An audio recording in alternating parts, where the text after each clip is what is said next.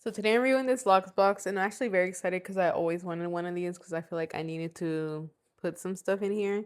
Apparently you can use this for your phone. You can use this to store important stuff like your passports, things like that.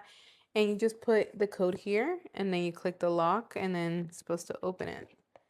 So this is how it looks like inside. It's plenty of space, especially like I said, for passports, anything, even your phone to lock people's phones. If you have children and you want to lock up their phone, so they can do their homework or read the certain amount of books they have to read for the day, like certain chapters, then yeah, I do recommend this. And if you're gonna go, say you're gonna travel, like this is not that big either, and it's pretty light. It's not that heavy. So if you're gonna travel and you want to take a safe with you, if you're gonna be gone a while and you want to put important stuff in here, that's also really doable too. See, I click lock, and now it doesn't open. It doesn't open at all. And then to unlock, you just take it out.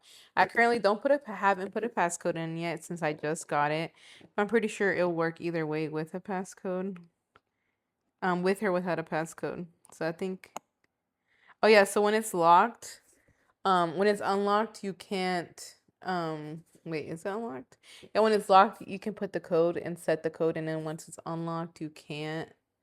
It won't unlock until you put the code back. Okay, so let's see. And there you go. So yeah, there you go. That's great, and I completely do recommend this because I'm gonna be using this, and I'm really happy to have this product.